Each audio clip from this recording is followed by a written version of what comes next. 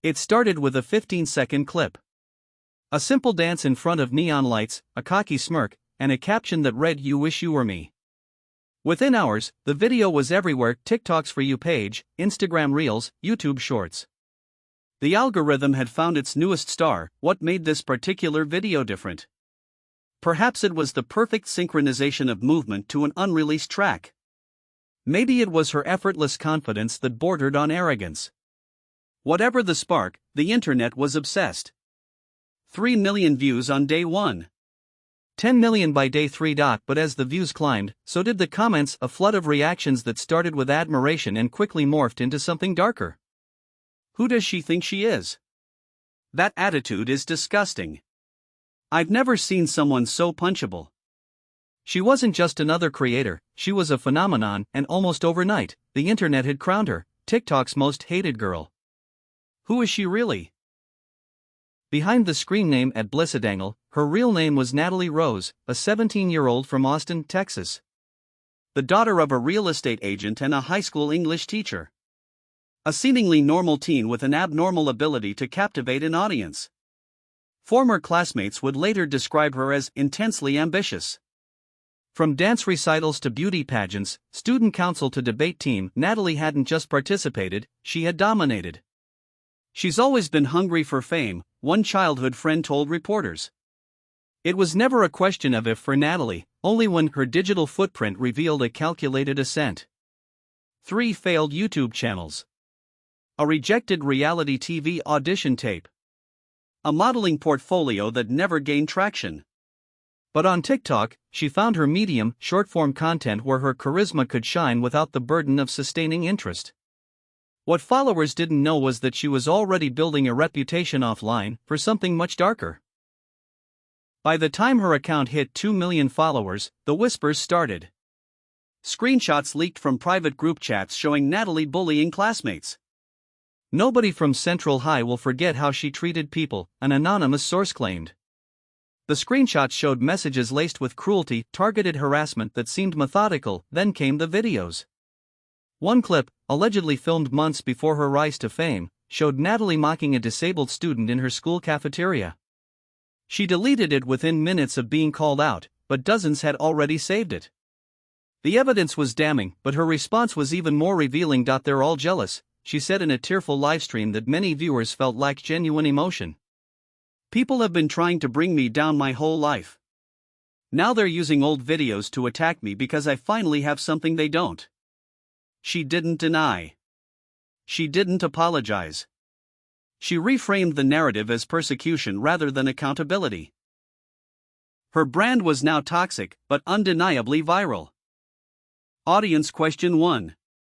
Do you think controversial influencers deliberately create drama to stay relevant, or are they just showing their true personalities? Share your thoughts in the comments below. Despite, or perhaps because of, the hate, brands came calling. A fast fashion app signed her to a 6-figure deal. A beauty startup featured her as their face for a new collection aimed at Gen Z. Natalie had cracked the code. In the attention economy, sentiment doesn't matter, only engagement. Her content evolved from simple dances to lavish lifestyle vlogs. Private jet trips. Designer shopping hauls. Exclusive parties with other controversial creators. She flaunted wealth that seemed to materialize overnight, raising questions about how much these new brands were really paying her. Then came the leaked audio that changed everything. During what she thought was a private livestream with close friends, Natalie was heard making racist and offensive remarks about her fans, competitors, and even the brands that sponsored her. The 3-minute clip spread like wildfire. Hashtags like #CancelNatalie and #NatalieRose's Overparty trended worldwide. Petitions to ban her from TikTok gained tens of thousands of signatures. Still, her follower count kept rising. On June 12, at the height of her infamy, Natalie posted what would become her most infamous video, a tearful dismissal of her critics that ended with the words, "You'll miss me when I'm gone." The comments section erupted with speculation. The next day, her account was gone. No farewell video, no final post, just gone. Her Instagram deactivated. Twitter abandoned. Even her Finsta accounts, the ones only dedicated followers knew about, vanished without a trace. The internet's most hated girl had disappeared. Rumors exploded. Some said she was arrested. Others claimed she fled to Mexico with an older boyfriend. A few believe she was in rehab. One viral TikTok alleged that she never existed at all, that she was an elaborate character created by a marketing firm. For weeks, the platform was obsessed with where she went and why. The truth emerged a month later, not through social media, but through public records. A leaked police report from Travis County confirmed it. Natalie Rose had been arrested. Not for the reasons many had speculated, not for fraud or drugs, but for something directly connected to her online presence. According to the report, a 15-year-old fan had nearly died attempting to recreate one of Natalie's challenge videos, one that involved prescription drugs and dangerous driving stunts. The teen had crashed her mother's car into a storefront and had been hospitalized in critical condition. While Natalie wasn't directly behind the wheel, authorities found direct messages where she had encouraged the behavior, specifically telling the young fan that the stunt would definitely go viral and promising to repost it to her main account. The charges were serious: incitement, contributing to the delinquency of a minor, and obstruction of justice for later attempting to delete the evidence. Where should we draw the line between creator freedom and responsibility? Should platforms hold content creators accountable for the challenges they promote? Let us know your perspective below. News of the arrest sent shockwaves through TikTok. Former fans expressed betrayal. Critics felt vindicated. Content creators who had once collaborated with Natalie scrambled to distance themselves, deleting videos and issuing statements condemning her actions. "I never really knew her," claimed one popular creator who had appeared in over a dozen videos with Natalie. "We filmed together, but something always felt off. She was obsessed with pushing boundaries, with being more shocking than the last video." Perhaps most disturbing were the revelations from creators who claimed Natalie had pressured them into dangerous content. She would say things like, "This is how you get famous, you have to take risks," one former collaborator revealed. "When I refused to do certain challenges, she threatened to turn her followers against me." The trial was surprisingly quiet, kept largely out of mainstream media. No cameras were allowed in the courtroom due to Natalie's age. But public records and witness accounts painted a clear picture of the proceedings and of a young influencer whose pursuit of fame had spiraled into criminal territory. Her defense team portrayed her as a naive teenager who didn't understand her influence. "My client was playing a character," her lawyer argued. "She never believed people would actually attempt these stunts." But prosecutors had evidence that suggested otherwise, including a notebook found in her bedroom with lists of potential controversial content ideas labeled "guaranteed viral." The most emotional testimony came from the parents of the injured teen, who described their daughter as completely changed by her obsession with internet fame. "She talked about Natalie constantly," the mother testified through tears. "She believed that if she could just get noticed by her, her life would somehow be better. Now she may never walk again."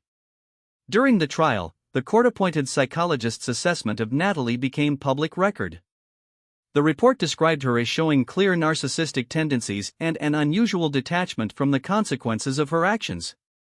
More concerning was the conclusion that Natalie seemed to genuinely believe that online metrics, likes, followers, views, were more real and more important than real-world harm. The cynical view aligned with what former friends had been saying, that Natalie had undergone a transformation as her fame grew. "The girl I knew from middle school disappeared," one childhood friend told reporters. "It was like watching someone become addicted to something. Except the drug was attention." Experts in digital psychology who reviewed the case pointed to a phenomenon they called metrics psychosis, a state where social media influencers become so fixated on engagement that they lose touch with ethical boundaries. "We're seeing this more and more," one expert explained. Young creators who literally cannot distinguish between what will get views and what is actually safe or moral. Audience question 3. How has social media changed what young people are willing to do for fame? Has the definition of success changed for Generation Z? Share your thoughts in the comments. On September 3, the judge delivered the verdict. Natalie was found guilty on all counts. Given her age and lack of prior criminal record, she avoided jail time but received 6 months of probation, 200 hours of community service, and mandatory therapy. She was also banned from all social media platforms for 2 years, a punishment that, according to court transcripts, made her sob uncontrollably. The court recognizes that for someone of your generation, being removed from social media feels like a severe punishment, the judge stated. But it's precisely this attachment that led to these events. You need time in the real world away from likes and comments to develop a moral compass that isn't guided by algorithms. The most significant part of the sentence was the restitution. Natalie was ordered to pay the injured teen's medical bills, an amount exceeding $300,000. Her brand deals were gone. Her savings, mostly spent on maintaining her lifestyle, were insufficient. Her parents would later remortgage their home to cover the costs. After completing her probation, Natalie maintained a low profile. Court-mandated therapy sessions continued, and according to those close to the case, she showed signs of genuine reflection. Her former high school allowed her to complete her diploma through remote learning, away from the whispers and stares of classmates. Online, her presence became the stuff of internet legend. Hashtags like #WhatHappenedToNatalie periodically trended as new users discovered the story. Conspiracy theories flourished.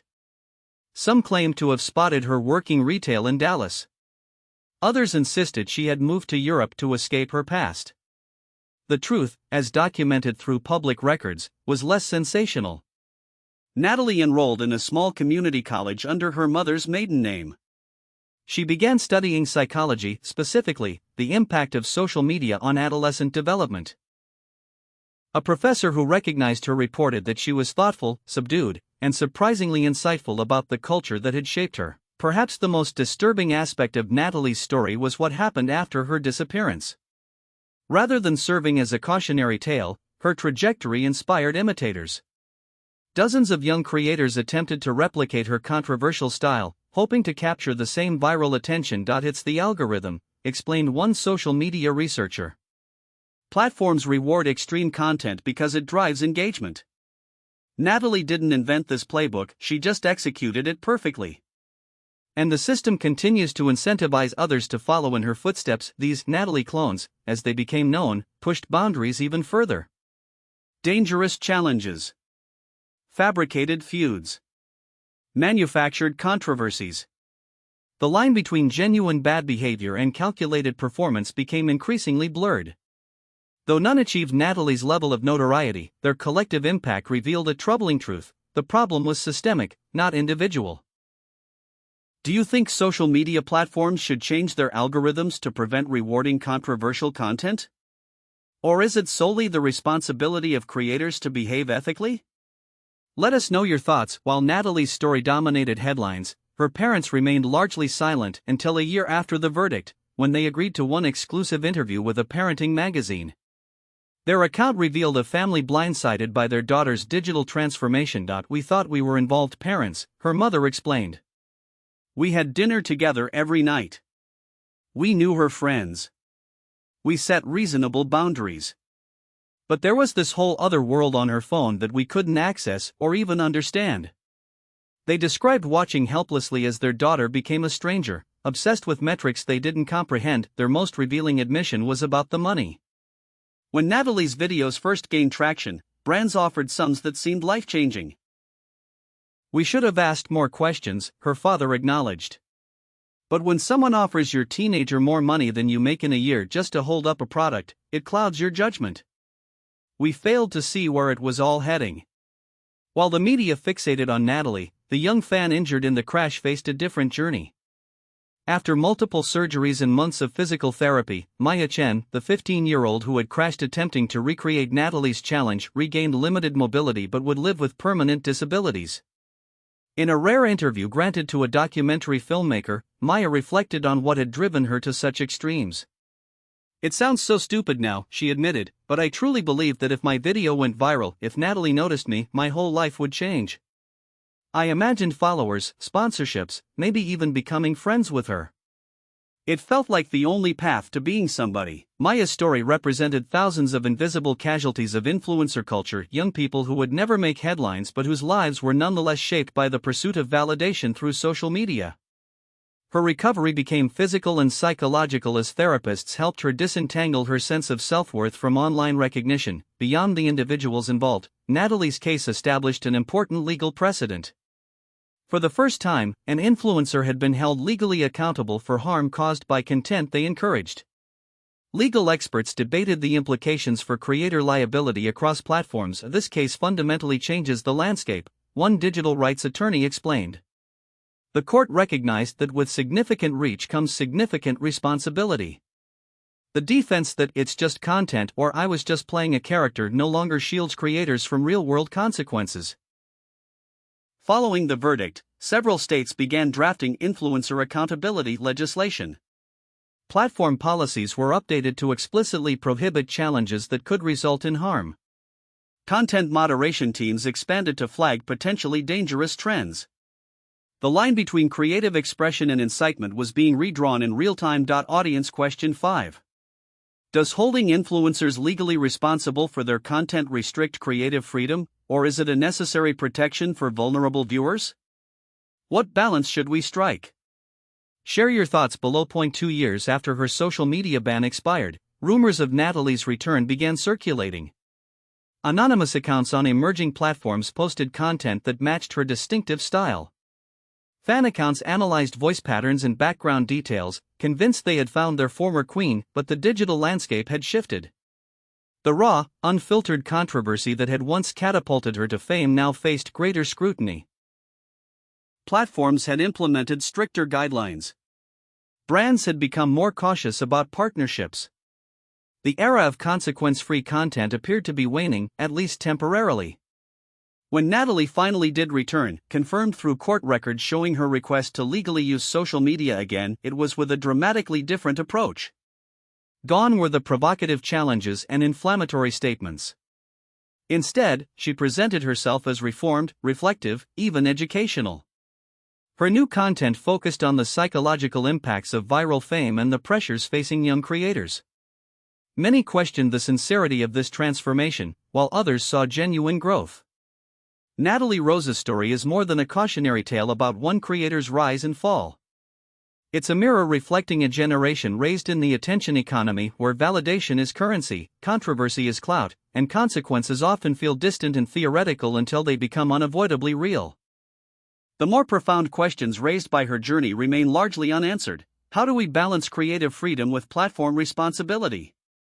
What happens when the pursuit of virality overrides ethical considerations? And perhaps most importantly, what are we teaching young people about the relationship between attention and worth? As we continue to navigate this unprecedented era of digital influence, Natalie's legacy serves as both warning and invitation, a call to examine not just individual creators who cross lines, but the systems and values that encourage them to approach those lines in the first place. The question isn't whether Natalie Rose was a villain or a victim. The question is, how many more are just like her, waiting to go viral, or to fall? Audience question 6. Do you think cancel culture actually works, or does it only make controversial figures more famous? Has public shaming on social media become a form of entertainment itself? Drop your thoughts below and don't forget to subscribe for more in-depth investigations. Additional audience questions, to be inserted after chosen scenes. Audience question 7. Have you ever been influenced to try something you saw on social media that you later regretted? What made you reconsider? Audience question 8. How much responsibility do parents have in monitoring their children's social media activity versus platforms protecting young users? Audience question 9. Do you think there's a difference between being internet famous and having actual talent? Does virality equal success? Audience question 10. Has social media created a new type of celebrity, or are influencers just the modern version of traditional fame? Audience question 11. Would you want your child to become a social media influencer? Why or why not?